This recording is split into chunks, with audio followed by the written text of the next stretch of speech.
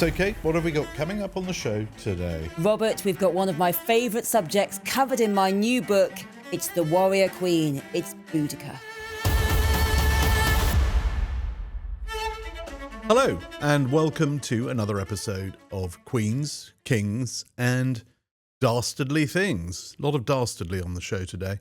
I'm Robert Hardman, Daily Mail columnist, royal biographer. I'm joined as ever by my colleague Professor Kate Williams, royal biographer, historian. Hello, Kate. Hello, Robert. Today we are resuming our look at Roman Britain, when Britain got its earliest kings, if you like, and queens. We're going to see one of those queens today. And we're going to really explore one episode that I think has certainly gone down in British history, and one particularly deplorable Roman character who's a byword for depravity. We're going to be looking at Boudica, Boudicca as some call her, and her revolt against the Rome led by the Emperor Nero. And if we just rewind, Kate, to where we were last time, we'd got to essentially Rome had conquered Britain. Claudius arrived in 43 AD, nearly 100 years after Julius Caesar first set foot on the place. He'd established a Roman colony. And, Kate, Britain is now, or part of it, is now under the thumb of Rome, right? Britannia is, to the Romans, entirely subdued. Now, this is just the south. Wales is not subdued, no way Scotland, and the north is resistant, much of the Midlands.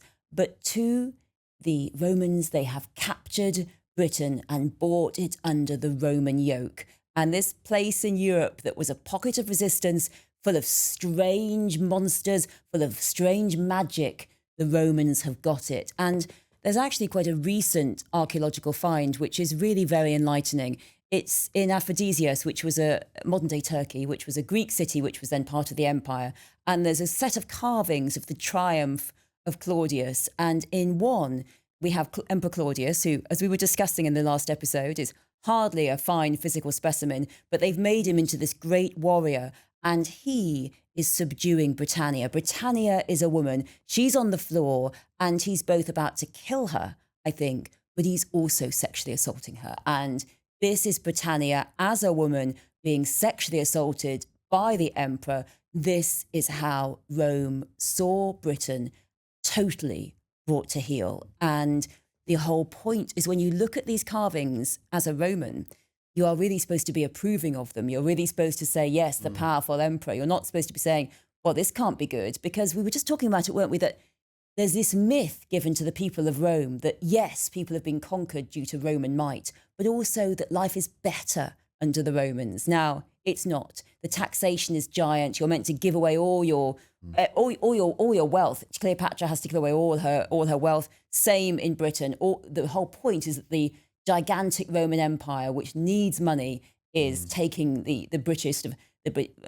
money, but also the mineral wealth. So Britain is totally brought to heel. Well, that's what Rome thinks, but maybe not. Well, it's about to be rudely awakened in a famous revolt, as ever, at the root of it, money and sex. We're talking about Boudica, Queen of the Iceni. So about 10 years after the English rebel king Caractacus has been caught and brought to Rome and basically made to grovel, the Queen of the Iceni, Boudica, she's inherited the kingdom from her husband, King Prasutagus, who he dies, leaves her with 2 daughters. And he's quite clever before he dies, because he doesn't, he knows that Rome's going to expect a slice of the pie. So he leaves half of his kingdom and his wealth to his widow, Boudica, and he leaves the other half to the emperor. And the emperor in Rome at this point is Nero. But then Rome has other ideas, don't they? Well, Prasutagus, the king of the Iceni. Now, we think they might be called the Iceni, actually. It could be a hard C there. So right. Well, you keep with Iceni, and I'll stick with Iceni. The Iceni. So the Iceni are, we think, actually a collection of tribes, and he's probably the chief one. And they're East Anglia. And East Anglia and this area, East Anglia and Cambridge and Suffolk.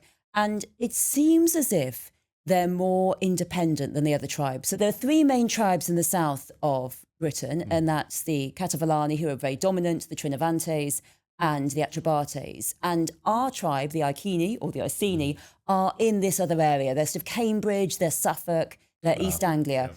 And they seem to have been much more independent. So we know this because there's actually quite a dearth of Roman coins in the archaeology. They're still using their own coins with Prasutagas on. Now, Prasutagas, it might not have been his name. It might have been a title, a peace giver or a sacred name. So we don't actually know if it was definitely his name.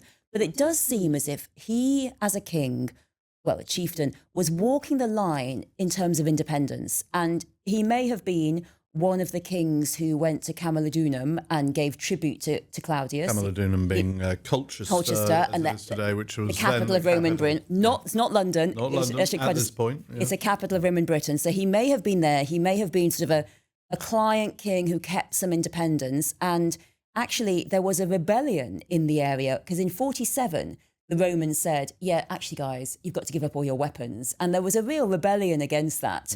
But, Prasutagas either put it down or, was allowed to stay in post. So he finessed a deal. Now, I have to say, Robert, I don't agree with you that his will was a good idea, because to me, he is kicking the can down the road. So to leave his realm to his daughters, his two daughters, and half to the Emperor Nero and half to his two daughters, he's kicking the can down the road. And the big problem is that the Romans do not respect female rule. After Prasutagas dies, we're looking at AD 60, it is a total catastrophe. So what happens is the centurions invade the Iceni lands, and they invade the palace. They strip it all of the goods. It's just horrific. Tacitus writes about this. So there are two sources that we have for Boudica: Cassius Dio and Tacitus. And Tacitus is as reliable as we're going to get because his father-in-law was there. So it's as reliable as we're going to get. This is Tacitus describing what happens just after Prasutagas dies. The Romans come, and Tacitus puts it so well and horrifically. His kingdom was pillaged by centurions, his household by slaves, as if they had been prizes of war. Boudica was subjected to the lash, and his daughters violated, and all the chief men of the Iceni were stripped of their estates, and the relatives of the king treated like slaves. So why is it that this family in particular is treated so horrifically, so badly? And I've written a lot about this in my upcoming book about women and queenship, Regina. And to me, it is because the Romans do not respect female rule. They absolutely do not. So who has given the centurions this say-so to treat these women so badly? And this is clearly what Decianus did. He's going to bring them to him. Decianus is the current man in charge, because Suetonius is fighting the Druids in Wales. Decianus is currently in charge. So Decianus has been left behind. He's clearly told his centurions, do what you want. We presume Boudica is about 40 or so, roughly. This is a queen who has suffered. And I think we often forget that Boudica is not a queen regnant. She's a queen consort. The actual queen of the Iceni, or the Iceni, is one of the daughters. They don't get a name. Tacitus, he must have known their name. They don't get a name. And I think that the reason why they don't get a name in the sources is because they're trying to whitewash over this horrific act, which is raping a queen regnant, which is what they've done. So, this is absolutely horrific. And Boudica decides to fight back against the Romans. And it is perhaps a window opportunity that Suetonius and lots of the army are away battling in Wales. They're up in Wales, so this is her moment to strike, and she rounds up some other tribes. It's not just the Iceni or Iceni. She gets other tribes on side because there's a lot of simmering resentment to the Romans. This idea that they're benign landlords, if you like, is nonsense. The ancient Britain is discovering that they're very much second-class citizens. They're being impoverished. So they rise up, and she leads a series of attacks which, I mean, according to the historians of the time, I mean, this isn't just a sort of revolt. She and her forces killed something, like it says in Tacitus, 70,000 Romans. Now, these aren't Roman troops. These are Roman settlers in the various Roman conurbations. That's what he's talking about. Now, yes. So they're possibly a few soldiers, camp followers, families. Veterans who get given their spots. Yeah. So this is, the big mistake, of course, of Caesar, we talked about this in episode 1, was not leaving soldiers behind him. And now it's different. There are many, many Roman settlers. They're all in Camulodunum, which has got the great temple to the Emperor Claudius built. So the actual British people have been pushed out of their beloved cities, and it's all been occupied by these settlers who they all hate. And so Boudica, she is, it seems, a sensational speaker. So Cassius Dio, who's less reliable but more highly coloured, he gives an image, he gives a vision of her first talk, and he says that Boudica, a Briton woman of the royal family and possessed of greater intelligence than usually belongs to women, so how kind, and in stature she was very tall, in appearance most terrifying, the glance of her eye most fierce, and her voice was harsh. A great mass of tawny hair fell to her hips, around her neck was a large golden necklace. And what he says is that all this ruin was brought upon the Romans by a woman, which itself caused the greatest shame. So Boudica, she gives this really powerful speech, not just to her men, but to all the men who are fighting with her. She has this very emotive language saying, we're basically slaves and our choice is to be enslaved or to rise up. And when she's speaking to her people, to the army, which is an army not just of men, but also of women, she does this moment where she has this hair that's in her dress. And hairs are sacred, actually, in British culture. We think that they actually don't really eat hairs. Hairs are sacred. And she brings up her dress, and then she lets her dress down, and out comes the hair, and the hair runs to the right side of the army. This is magical divination. So it's a form of magical sort of ceremony where the hair knows the right place to run. And that means that the goddess Andraste, who we don't know exactly who the goddess Andraste is, there's no other record of her, and that's because the Romans obliterated the goddesses and gods of the actual British people. Every trace of British culture. Yeah, so we don't know who they actually were, but Andraste, we're presuming, is a victory goddess, some great victory goddess. So Boudica is praying to her, and this is the sort of ultimate symbol. And I think her basic point is, guys, this can't get any worse. Look at us now. We're either going to live or die, and it can't get any worse. And that is a very emotive message for a lot of the other tribes. They're thinking, we've been, the Romans said to us, if we're nice, we'll get treated nicely. And look what's happened. And I think, it is the fact of what happened to Boudica and her daughters. A lot of chiefs and kings are terrified of that happening to their daughters after they die. So there's a lot of support for her. So Boudica and her people set off, and they are going for the Roman settlements. So they start with Colchester, Camulodunum, the then capital, and they destroy it, don't they? They set it on fire, and there's no taking prisoners. I mean, they just go around murdering anyone who's vaguely Roman or a Roman supporter. They destroy it. They invade the temple of Claudius. They destroy it. They burn it. I mean, this is a massacre. And they don't stop there, do they? They don't stop there. Then they go on to Londinium, which we often like to imagine is a gigantic settlement, but it's not really comparatively such a gigantic settlement. But they go on there and they do the same. Burn it down, they kill everybody. And then they do it again in St Albans. Well, I know. We've talked about poor old St Albans, haven't we? In the Wars of the Roses, they just got everything started and they had another battle. So shout out to our dear friends and listeners in St Albans. But St Albans, Verulamium is where they're going to next. And, of course, Suetonius, trying to beat up the Druids, has heard about this.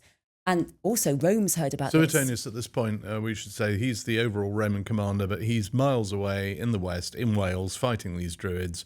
And now he's getting news that while you're here attacking these Druids, back at base, the warrior queen, Boudica, all her ginger hair, is killing everyone, burning everything down. I mean, this must have come as a staggering shock to Suetonius, who immediately, one imagines, thought, well, hang on, I better get back. Well, this is a total shock, and it's a total shock to Rome as well, because it's not just the fact that people have been killed, it's not just the fact that settlements have been burned and taken over, it's not just the fact that the Roman army is actually looking completely disastrous, but it's also, I mean, what does this say to the other kings? Because the other kings have been told that we'll protect you if you obey the Romans, and here you are with this woman who's pretty much going through and beating them down. So this is not just a problem for southern Britain, for Londinium, but also when the news gets out, a lot of occupied Europe, because they're thinking, well, perhaps we could do this as well. They're clearly easily overcome. So Boudica destroys Verulamium, St Albans, and it's looking like a clean sweep for the warrior queen. And what the Romans have to decide, and at this point, I mean, there are voices back in Rome saying, look, maybe we should just give up on this Britannia project. It's a lost cause. It's a lost cause. They don't even give us that much money anyway. It's too far away. Maybe we should just give up. Exactly. But Suetonius, the general, decides we've got to claw this back. And he's a strategist. He's a very experienced soldier. He realizes that his best bet is to meet Boudica and her troops in a conventional battlefield setting. There's no point trying to fight this sort of guerrilla army.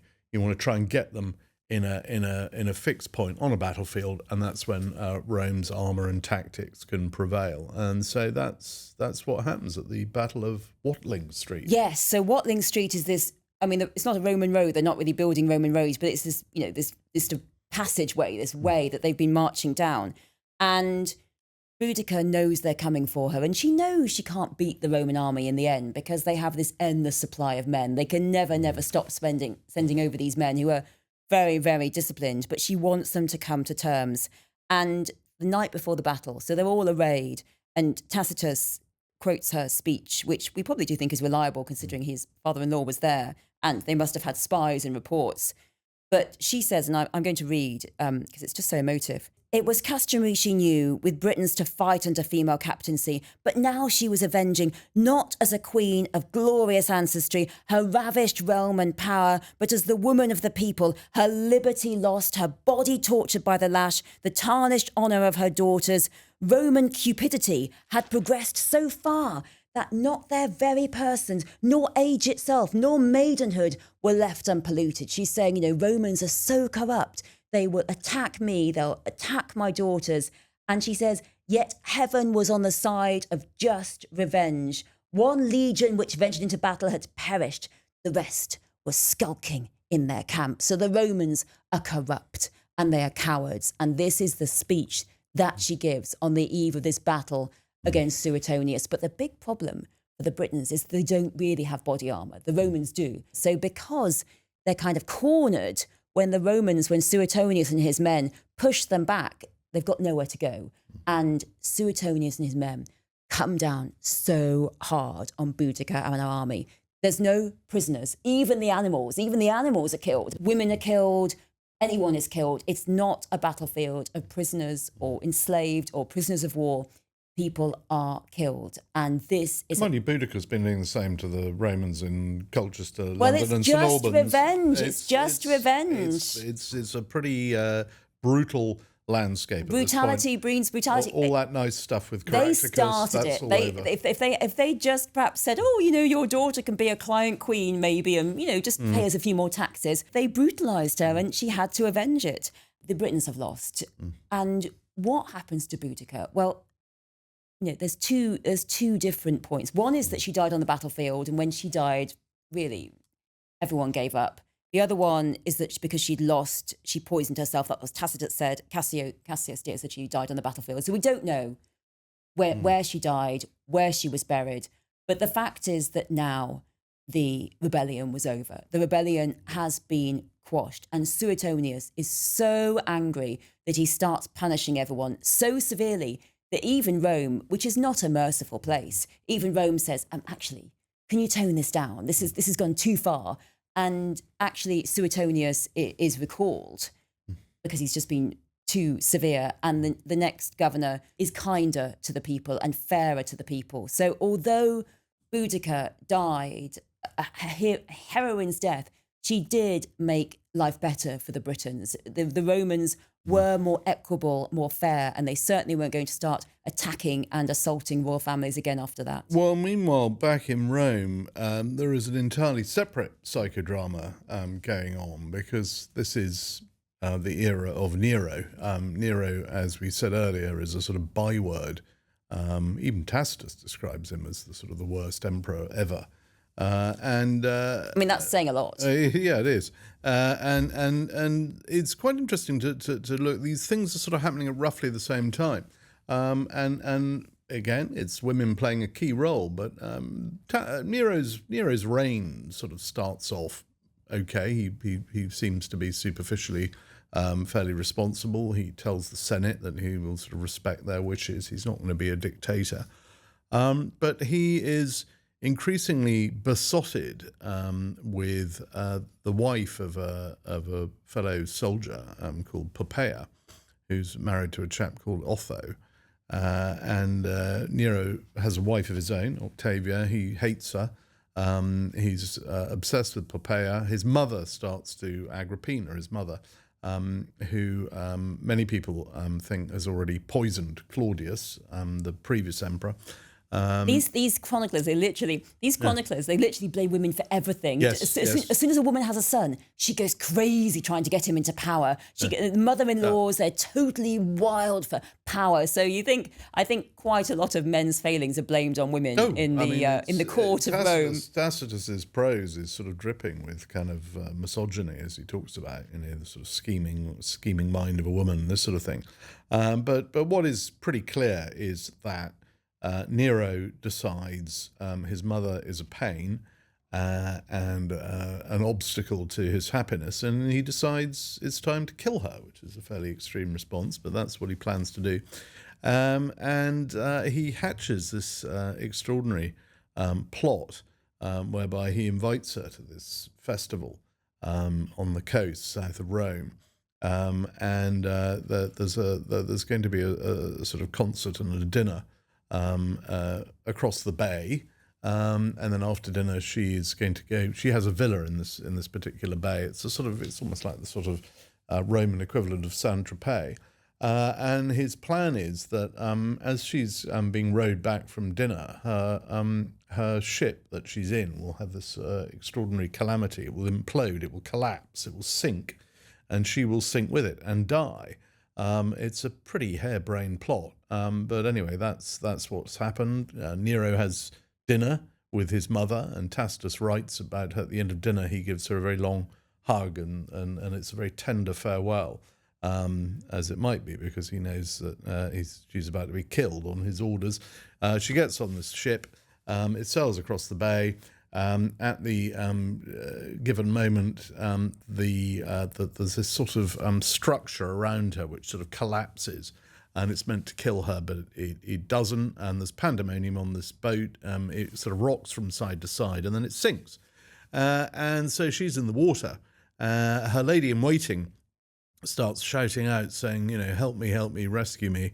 I'm a lady in waiting. The troops are in on the act, think that she is Nero's mum, and they actually kill the lady in waiting in the water. She's bumped off by being whacked with oars and effectively drowned. Nero's mum, Agrippina, is sufficiently savvy. She knows what's going on. She realizes this is a plot. She makes it to the shore. And when she gets there, all the sort of the townsfolk are delighted to see her. It's, oh my gosh, the emperor's mother, she's survived the shipwreck. Oh, it's great, wonderful. And they take her up to her villa. But as soon as word gets back to Nero, actually, your mother isn't dead, the plot failed, she's still alive, he becomes a complete wreck. He doesn't know what to do. And one of his generals says, "Leave it to me, sir. I know what to do. I'll take some men. We'll go and finish her off."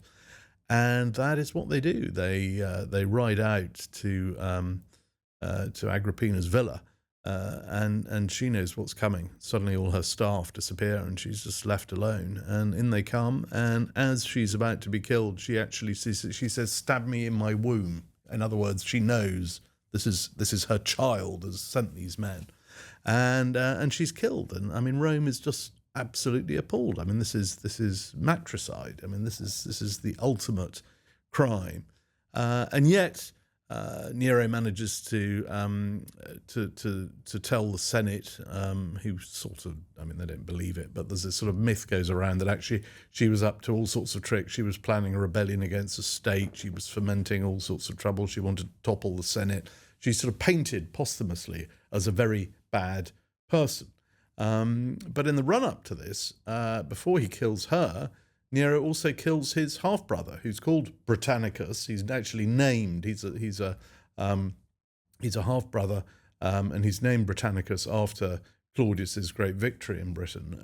And Nero has him bumped off, has him poisoned at a banquet. Sits there dining, watching Britannicus having a fit. Says, "Oh dear, he's having a fit." He's not. He's just been poisoned.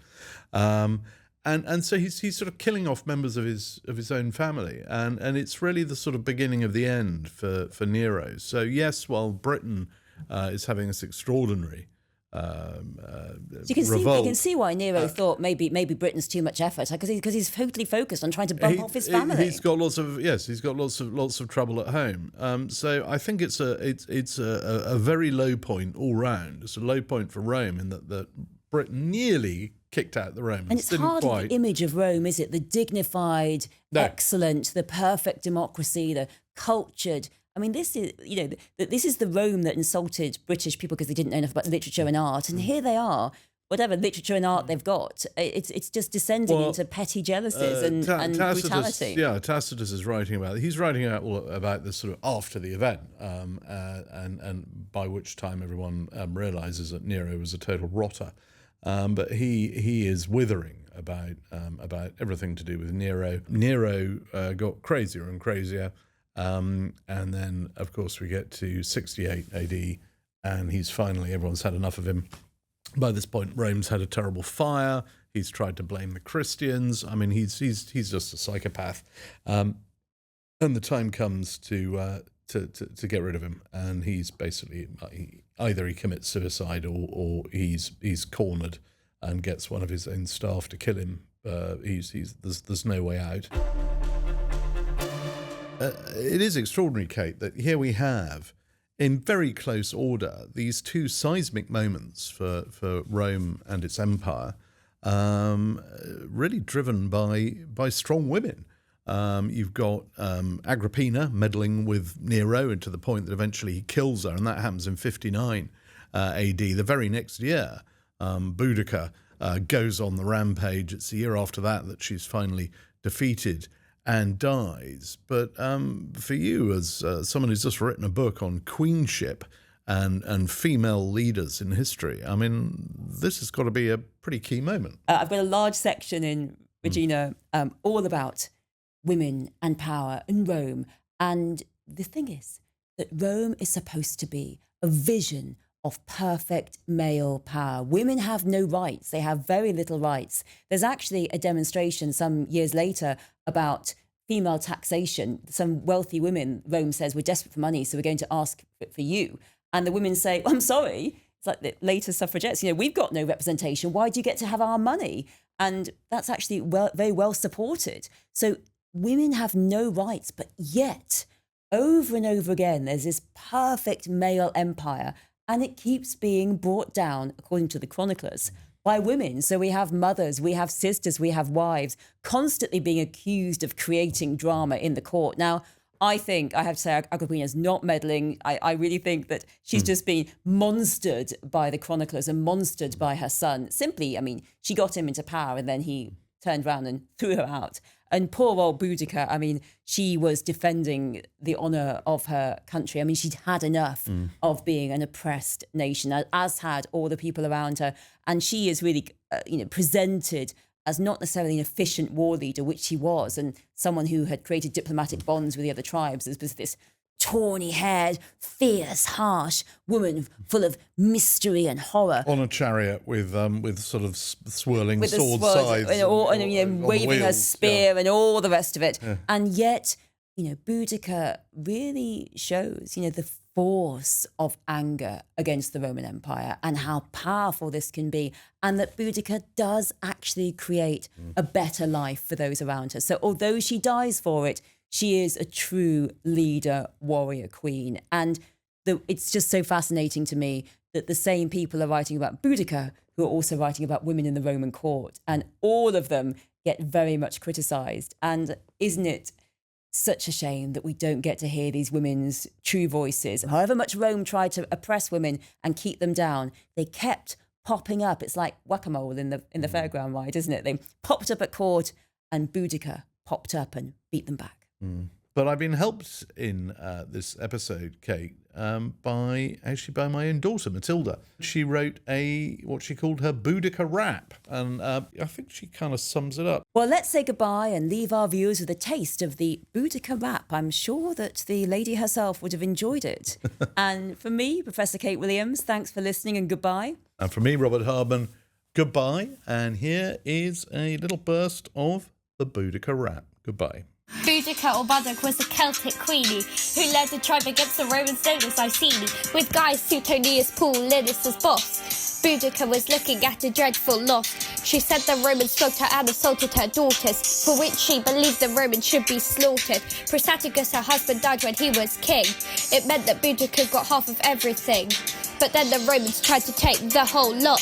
Well, that couldn't happen on Boudica's watch.